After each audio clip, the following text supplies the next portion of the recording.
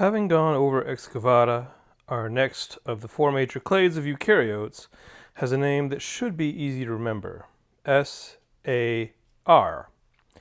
The greater challenge will be to remember that SAR stands for Foraminifera, Alveolata, and Rhizaria. Let's give it a go, though. Once again, here are the learning objectives. Our focus for this section will be on these particular aspects of the learning objectives. The SAR includes these 9 phyla. 8 of them we'll talk about now, and the 9th one, the Oomycota, I'll tell you about when we get to the fungi in Unit 3.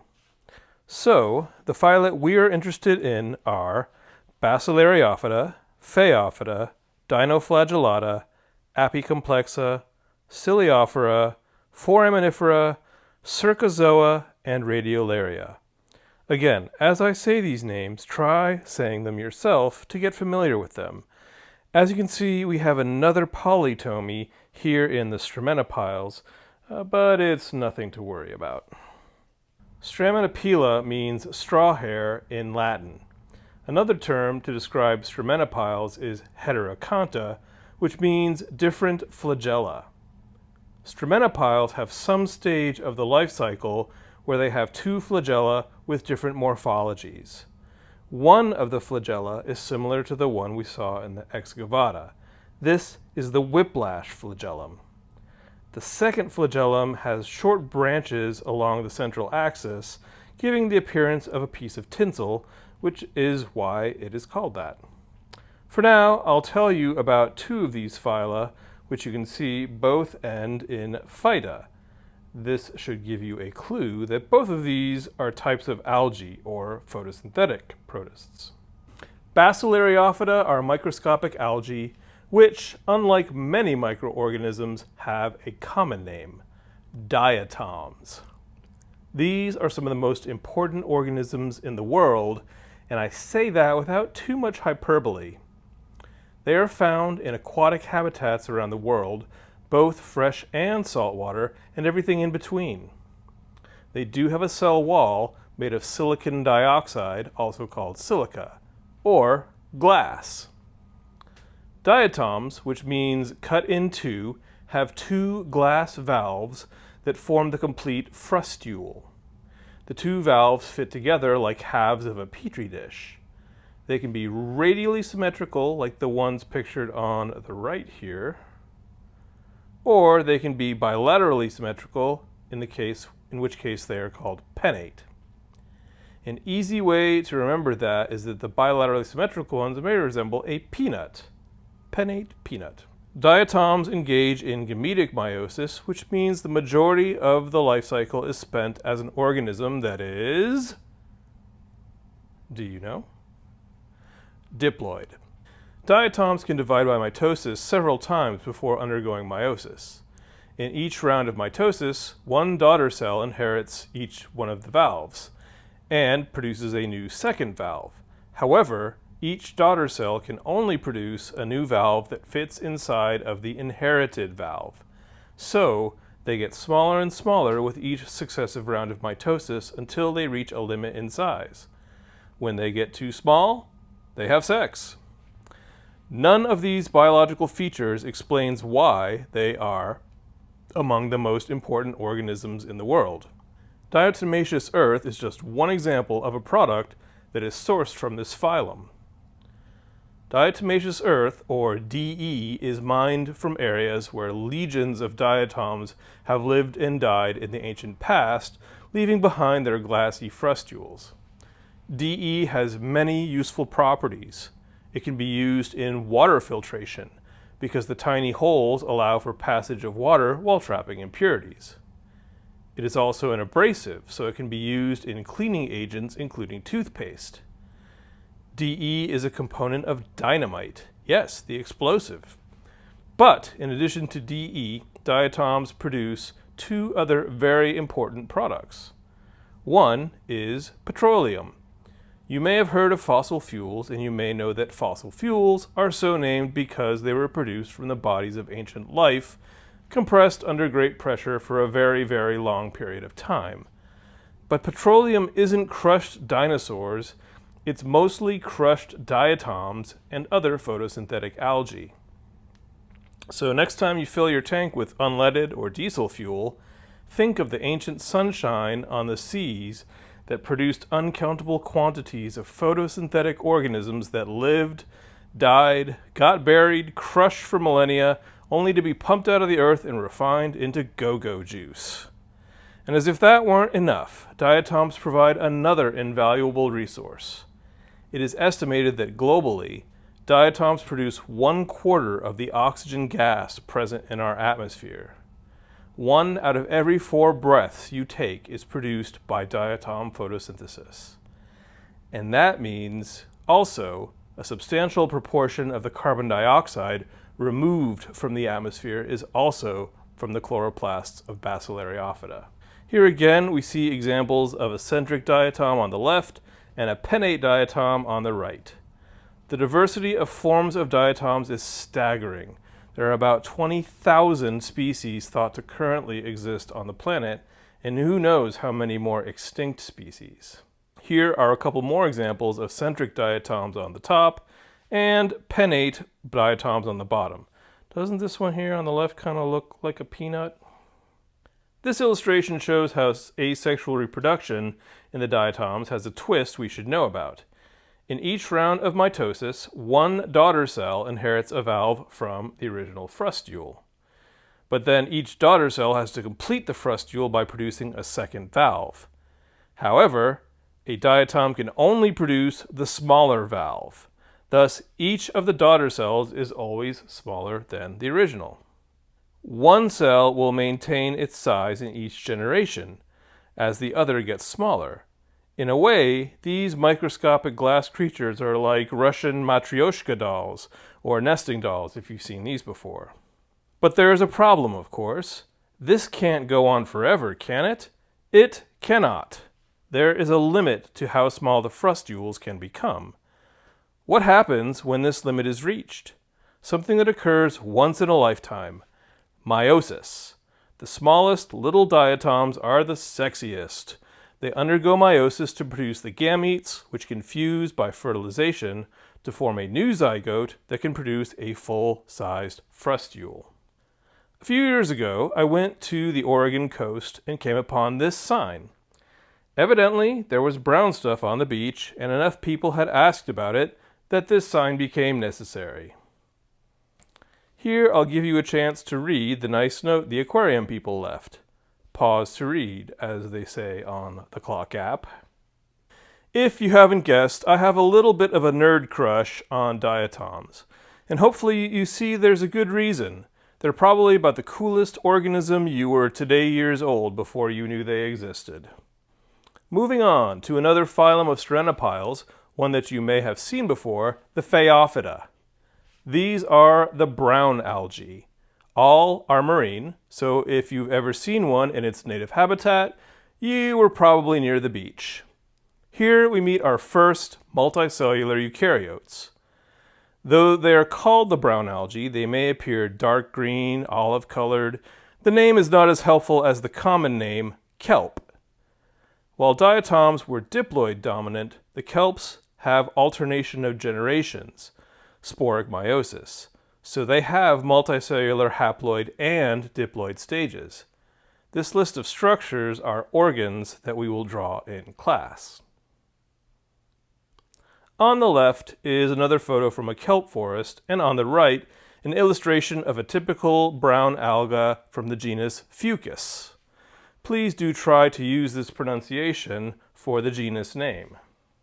Having considered 2 phyla of Strenopyles, we move on to the A of SAR, or Alveolata.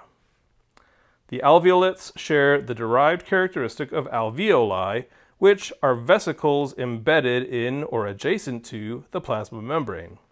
That's what we're looking at in the photomicrograph on the right here. The red arrows are pointing to these bubbles in the membrane that are the alveoli. This makes the plasma membrane more complex than in other eukaryotic lineages, almost like a microscopic skin. Several protist phyla have complex membranes either due to alveoli or other derived characteristics, and these are called pellicles, which means little skin. Our first of 3 alveolate phyla to discuss is Dinoflagellata. These are aquatic. Both salt and freshwater are places to find them. Some are parasitic, including some very important parasites, though most are free-living and photosynthetic. They do possess a range of photopigments in the photosynthetic species. And, like other phyla we've seen so far, they have 2 flagella. Imagine, if you will, that the dinoflagellate cell is like a little globe. One of the flagella wraps around the center of the cell along the equator of the cell. The other flagellum extends longitudinally, as if it extends on an axis from the equator to the South Pole. Unlike our globe, though, many dinoflagellates have cellulose plates, called thecae, that are embedded in the pellicle. Another sort of tiny microscopic suit of armor. Diatoms, you remember, had 2-part frustules made of silica. So this is very different, as you can see here. Most of these dinoflagellates in these scanning electron photomicrographs have thecal plates, which appear to be perforated. This one in the upper left doesn't have a theca, but it does have a cingulum and sulcus. The motion of these flagella are where the dinoflagellates get their name. Dino, for these critters, means whirling or spinning. While this spelling is the same as the dinosaurs, it's from a different word root. Dinosaurs are from a word root that means thunder, but dinoflagellates whirl and spin around. The cingulum around the equator makes the swimming cells rotate, and the sulcus pushes the cell forward. On the previous slide, we saw the names of a few genera, and now I will walk through them. Gymnodinium means naked whirler.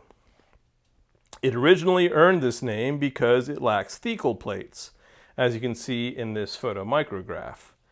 Individually, these organisms don't do much harm, even in low numbers. But in great numbers, in vast numbers, algal blooms, such as can be seen in the larger photo, can be devastating. This is red tide, and it occurs when fertilizer runoff spikes nutrient levels in marine habitats, which then leads to population spikes of the algae. The dinoflagellates produce toxins that can damage shellfish fisheries and hurt people if the shellfish are consumed. The species most frequently found in the Gulf of Mexico were formerly included in the genus Gymnodinium, but subsequent species have suggested that our species is in a separate genus, Karenia. A common genus of dinoflagellates found in freshwater habitats is Serratium, which has thecal plates and has these prominent horn-like projections.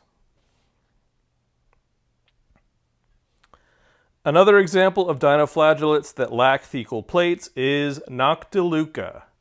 The name Noctiluca means nightlight and is very apt, given that these organisms are capable of producing a brilliant blue light in a process called bioluminescence. And just one more example, because we will see it again when we talk about animals, specifically corals, and that is Symbiodinium. As the name suggests, Symbiodinium is symbiotic with the corals.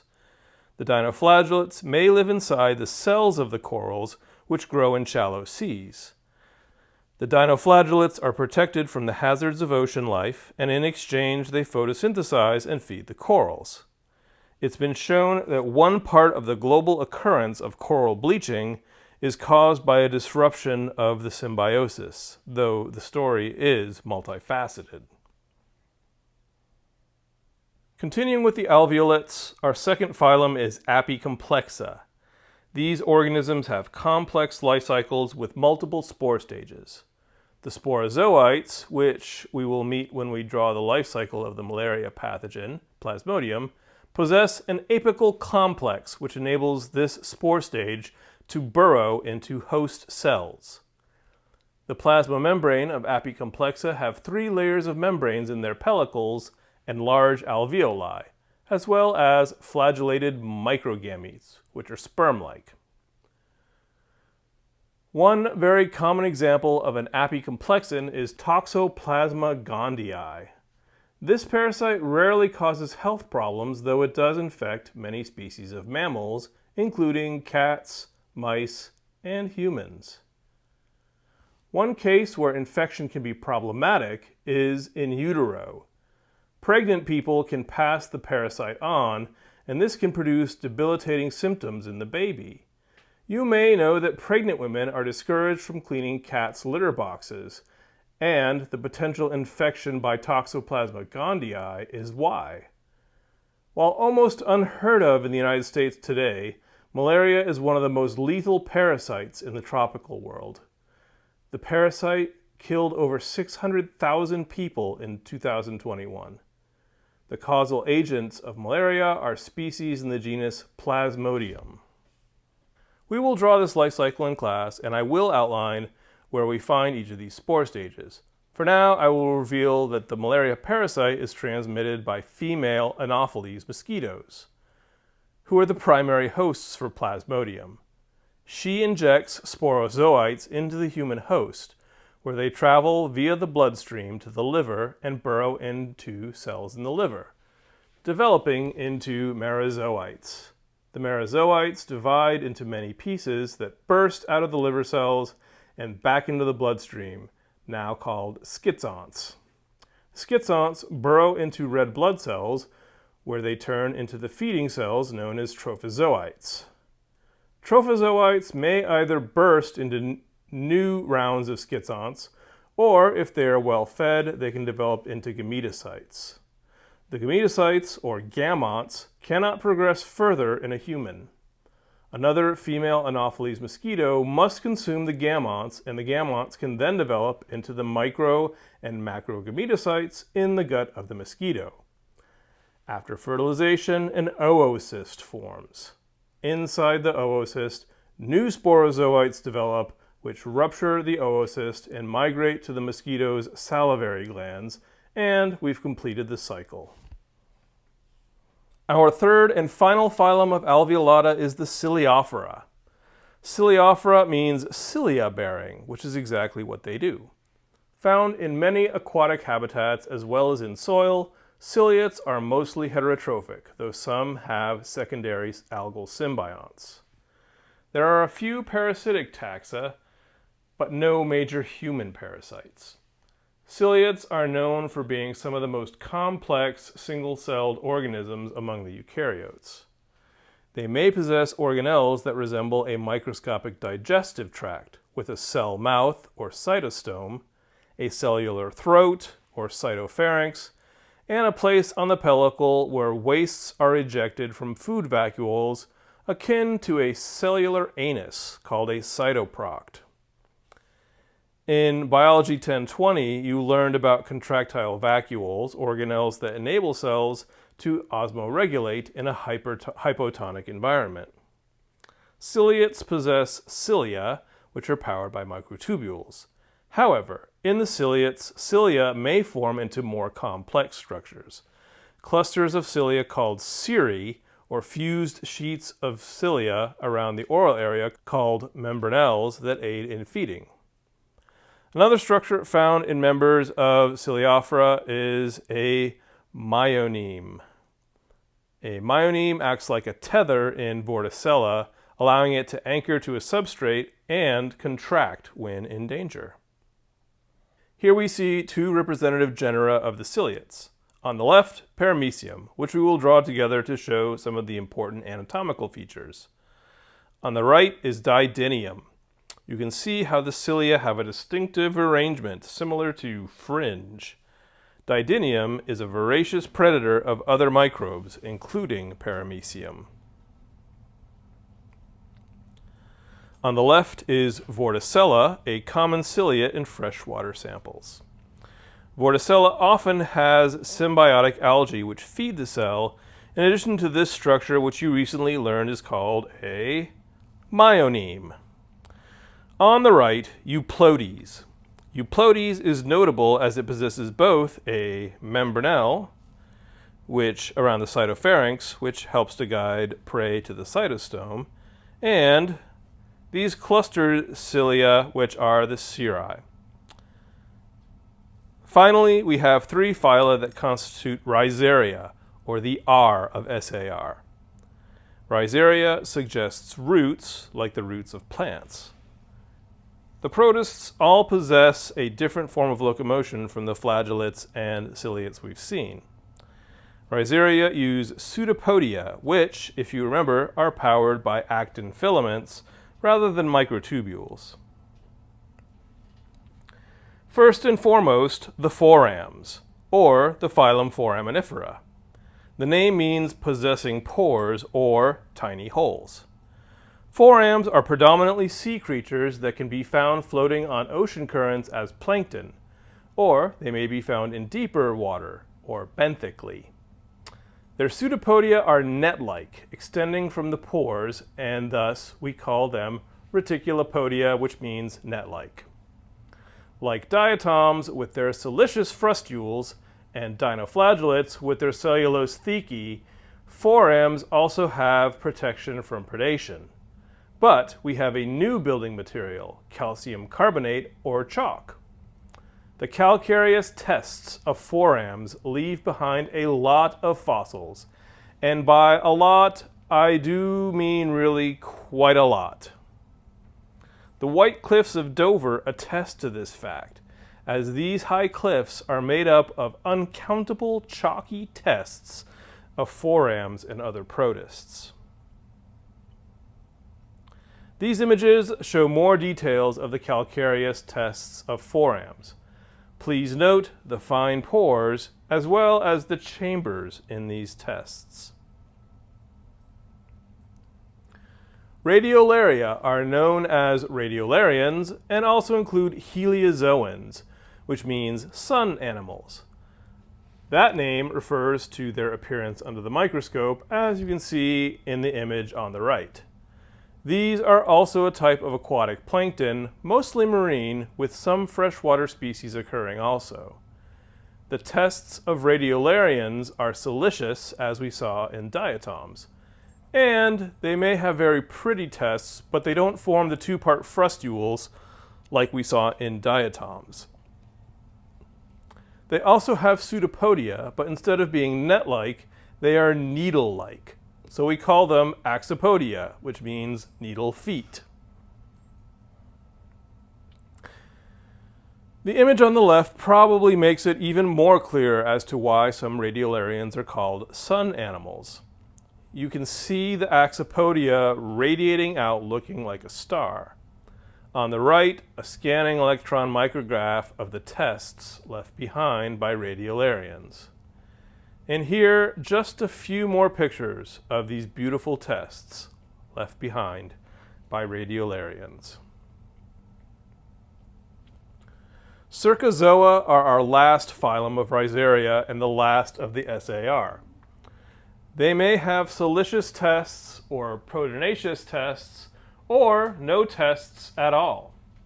Some have reticulopodia, some have axopodia. There are even some that have picked up the ability to photosynthesize. They are found in a great diversity of habitats, and you may be getting the idea that these are a very diverse group. They are so diverse, in fact, that the taxon has very few anatomical features to unite them. They were first identified as forming a clade based on molecular evidence rather than other similarities. This brings us to the end of our discussion of stromatophiles, alveolates, and rhizarians, or the SAR clade. This leaves us with two more clades of eukaryotes, both of which contain familiar kingdoms of macroscopic life. And that paraphyly reveals why protist is, like prokaryote, a useful descriptive term, but not a good taxonomic one.